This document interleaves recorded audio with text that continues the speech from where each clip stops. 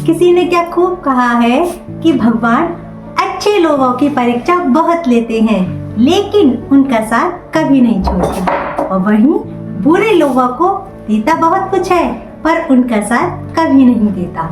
नमस्कार दोस्तों, मैं हूँ सोनी उपाध्याय, लेके आई हूँ आपको एक छोटी सी कहानी। ये कहानी है एक भाई साहब की। एक भाई साहब जिनकी जल्दी में ही सरकारी स्कूल में नौकरी लग गई थी। उनकी जो ज्वाइनिंग हुई थी वो एक गांव में हुई थी। वो कस्बे में रहा करते थे, उनका जो घर था वो कस्बे में था और उनका स्कूल कस्बे से 4-5 किलोमीटर गांव में था। अब शुरुआत में उनके पास पैसे तो थे नहीं, तो वो कभी कभी पैदल चले जाया करते थे स्कूल के लिए, और कभी कभी कोई गाड़ी आ जाया करती थी तो वहां से उनसे लिफ्ट ले लिया करते थे। और जब सर जी पैदल जाया करते थे तो भगवान जी को बहुत कोसा करते थे। वो कहा करते थे कि हे भगवान, मुझे कहाँ लाकर पटक दिया है, यहाँ पर ना तो आने जाने का साधन है, कुछ भी नहीं है। लेकिन थोड़ी देर बाद ही अपने मन को मना लिया करते थे और फिर कहा करते थे, कोई बात नहीं, कम से कम भगवान ने मुझे सरकारी नौकरी तो दे दी। ऐसे ही वक्त बीतता गया। कभी पैदल जाया करते थे, कभी किसी से लिफ्ट ले लिया करते थे। समय बीतता चला गया। एक बार उनको लगा कि सबसे पहले मैं बाइक खरीदूंगा, और अपनी सैलरी में से थोड़े थोड़े पैसे बचाकर उन्होंने बाइक खरीद ली। लोन पर बाइक निकाल ली। अब जब उन्होंने बाइक खरीदी तो वो वाले दिन कभी नहीं भूला करते थे कि जब वो पैदल आते थे तो किसी भी गाड़ी से लिफ्ट ले लिया करते थे। अब क्या होता है, जब उनकी बाइक आ गई, उन्होंने बाइक खरीद ली, तो उन्होंने भी लिफ्ट देना शुरू कर दिया। जब वो गांव से कस्बे के लिए जाया करते थे तो वहां से लोगों को बिठा लिया करते थे, कभी बुजुर्गों को, कभी बच्चों को, कभी किसी को। और जब कस्बे से गांव जाया करते थे तो वहां से भी लोगों को बिठा लिया करते थे। कहने का मतलब ये है कि उनकी बाइक कभी खाली जाती ही नहीं थी, कोई ना कोई उनकी बाइक पर बैठा ही मिलता था। एक बार की बात है, सर अपने स्कूल से निकले घर के लिए, और वो बहुत देर तक खड़े होकर देखने लगे कि आज तो मेरी गाड़ी पे कोई बैठने वाला ही नहीं है, लगता है आज अकेले ही जाना पड़ेगा। सोच ही रहे थे कि उनकी नजर एक आदमी पर पड़ी। वो आदमी उनके पास आया और बोला कि मुझे थोड़ी दूर पर ही उतार देना। सर जी प्रसन्न हो गए कि चलो कोई तो मेरे साथ आएगा, आज किसी की तो मैं मदद करूंगा। उनका विचार तो बिल्कुल साफ था। तो जब थोड़ी दूर तक बाइक गई, तभी उस आदमी ने सर की पीठ पर चाकू लगा दिया और सर जी से बोला कि यहीं बाइक रोक, और ये बाइक मैं लेके जाऊंगा और तू पैदल जा।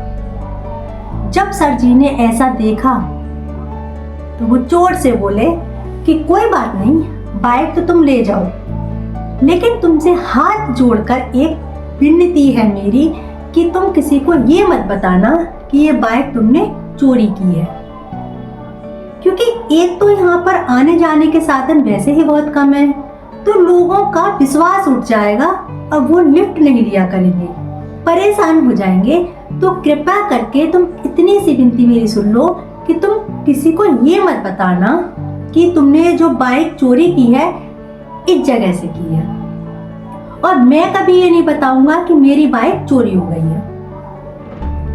जब चोर ने सर जी की ऐसी बातें सुनी तो चोर सोचने लगा कि ये आदमी तो बहुत सज्जन है, बहुत नेक विचारों वाला है।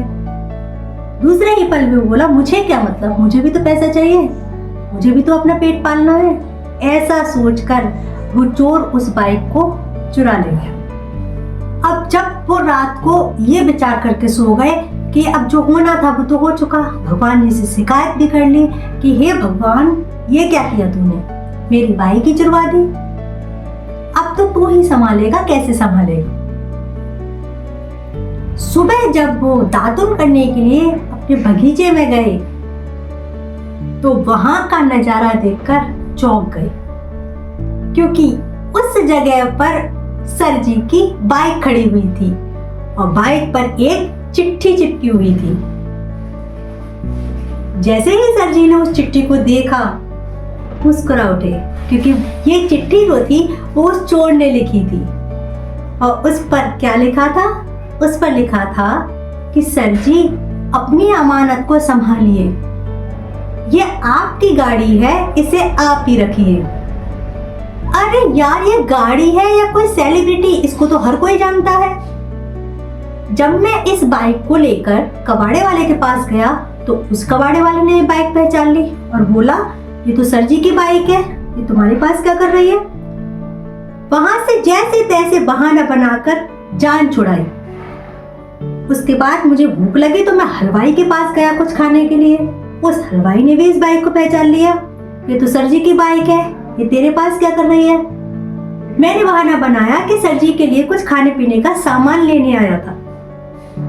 वहां से जान छुड़ाई। थोड़ी देर बाद नाके पर पुलिस वालों ने रोक लिया कि ये तो सर जी की गाड़ी है, तू कहां लेके जा रहा है?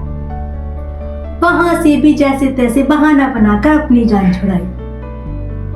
तो सर जी, ये कोई गाड़ी नहीं है, ये एक बॉलीवुड मूवी का हीरो है, इसको तो हर कोई जानता है।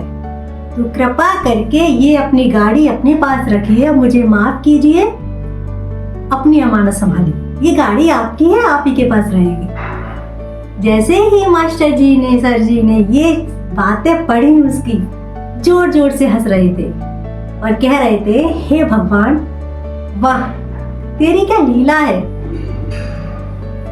आज तूने साबित कर दिया कि जो अच्छा होता है, जो हमेशा अच्छा करता है, उसके साथ कभी बुरा हो ही नहीं सकता। क्योंकि मैंने किसी का बुरा नहीं किया आज तक, तो आज मेरे साथ बुरा नहीं हुआ। दोस्तों, इस कहानी से हमें दो बातें सीखने को मिलती हैं। पहली, हम किसी के साथ जैसा करेंगे वैसा ही पाएंगे। वो कहते हैं ना, जैसा हम किसी के साथ करते हैं वैसा ही हमारे साथ हो जाता है। दूसरी बात ये है कि जो कि पहले भी मैं बता चुकी हूँ कि भगवान पे भरोसा रखिए, भगवान हमारे साथ कभी भी बुरा नहीं होने देगा। जैसा कि अभी मैंने आपको बताया था कि भगवान अच्छे लोगों की परीक्षा तो बहुत लेता है, लेकिन उनका साथ कभी नहीं छोड़ता। दोस्तों, अगर कहानी अच्छी लगी हो तो वीडियो को लाइक करें, वीडियो को शेयर करें, और हाँ, अगर आप चैनल पर पहली बार आए हैं तो चैनल को सब्सक्राइब जरूर करें। अब नेक्स्ट वीडियो में मिलते हैं, तब तक के लिए राधे राधे।